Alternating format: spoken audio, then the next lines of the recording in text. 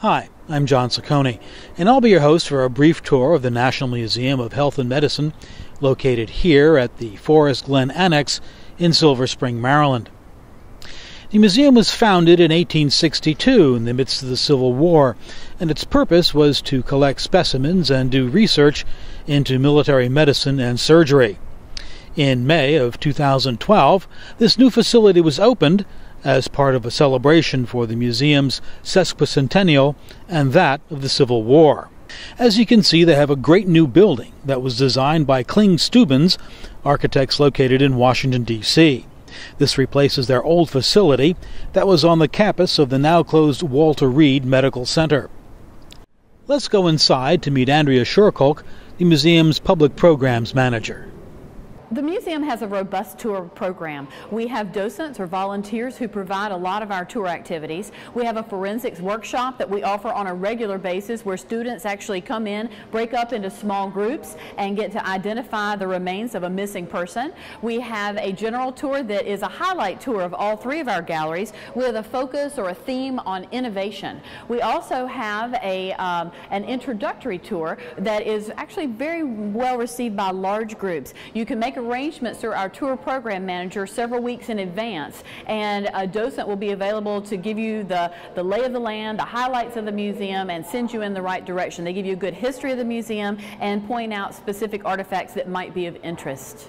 When you visit our museum, you'll see that we have three main galleries. One of the galleries focuses on innovations in military medicine. Another gallery focuses on anatomy and physiology. The third gallery focuses on our collections as a whole. When you visit our collections gallery in particular, you'll see that there is a very large display of specimens and artifacts related to Civil War history and Civil War medicine. That's where you're going to find General Sickles' leg, and that's where you'll find Mary Walker's surgical kit. So this is an area that is really the backbone of the collecting of the museum.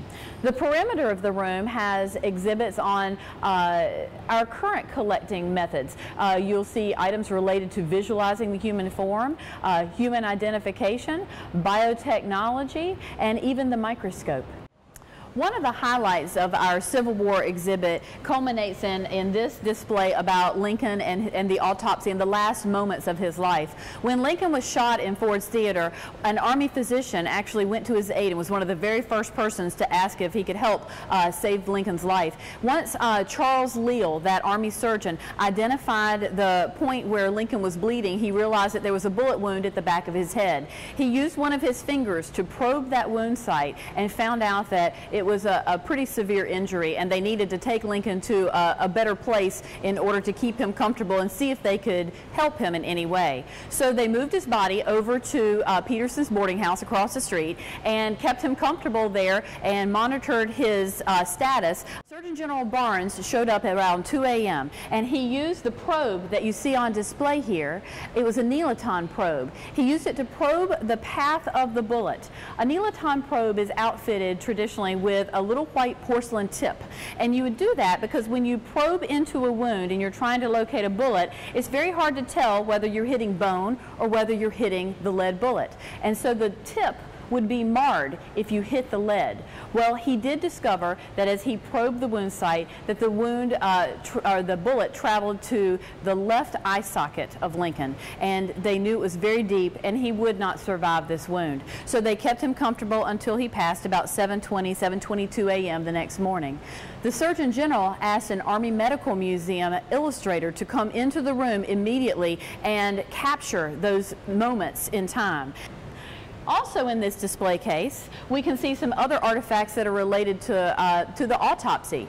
When they arrived at the White House, there were three Army surgeons, or three gentlemen from the Medical Museum, who were there to help with the autopsy. The Surgeon General oversaw the autopsy, and Colonel Woodward and Major Curtis actually performed the procedure. When Curtis removed Lincoln's brain from his skull, the bullet that you see on display here fell from his brain into a little basin below. You can see the bullet as well as some of the other biological materials that were taken during that autopsy, including some fragments of Lincoln's skull as well as some hair samples. Also on display next to the probe is a bloodied cuff.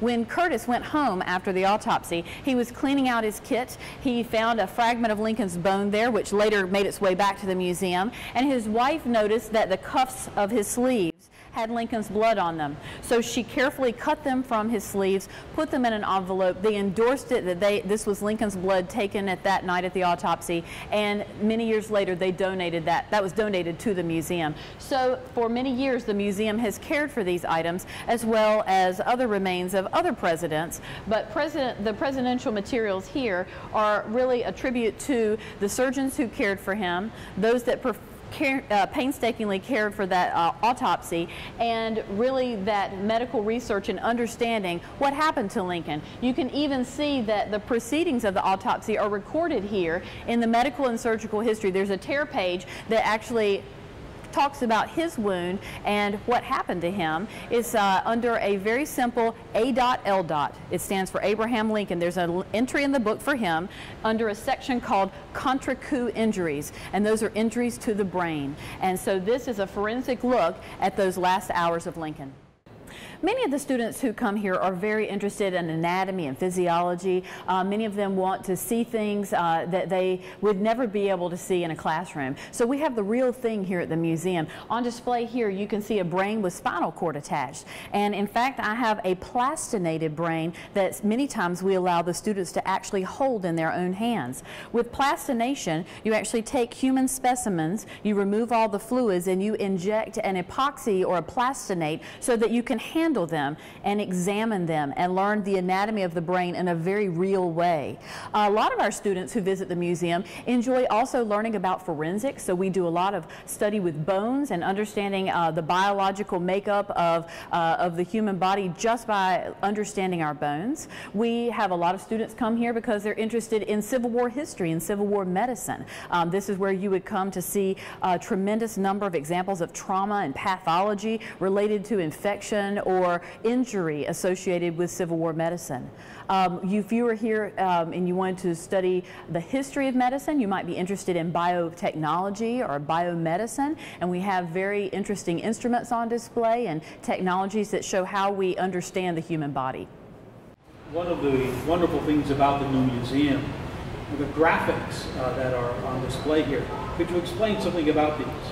Sure. We're actually looking into a window into our collection storage area. And so we've used this space so that visitors can have a taste of a behind-the-scenes feel or look without actually going behind the scenes. So these large windows open up to see our movable aisle system where we store our artifacts. And we have used as a frontispiece these beautiful 3D images that are from a company called Anatomical Travelogue, or the Visual MD. And these images were actually made, many of them, by using specimens or images of specimens from our collections. So here you get to see whether it's the brain or how the joints or the arms work in very large format, very beautiful three-dimensional graphics. And this is just one other way to show how we're trying to display how one can visualize the human form. So this actually lends itself, as we're talking about microscopes, we're talking about modern technologies, you can look in here and actually visualize what the human body looks like in a fantastic way. If you're interested in touring the museum, one of the best things to do is to contact our tour program manager. You dial 301-319-3312 and you will be able to arrange for a guided visit, or even just to let us know that you're stopping by. If you are downtown or you're up north and you decide you'd like to stop by the museum, just giving us a heads up will give us an opportunity to let you know what's going on at the museum when you plan to visit, so that we can accommodate your needs. We do have a few wheelchairs here that are available for borrowing. You are welcome to take a self-guided tour at any time. Here you can see the sign to the museum, and this is the driveway that is the entrance to the campus. You can, as you drive down Linden Lane, you'll make a left into our parking area. You'll make an immediate right so that you can drive around the parked vehicles and around further until you get to the pad where the buses are able to idle. You'll be able to unload your visitors onto the flat surface, and then your bus will be able to move to a more convenient location for either idling or parking. You're welcome to call our reception desk at 301-319-3300 to find out if it's okay for your bus to actually park in the lot, or if they would like for you to move to another location. Well, your toe bone connected to your foot bone connected to your heel bone connected to your ankle bone connected to your leg bone connected to your knee bone connected to your thigh bone connected to your hip bone connected to your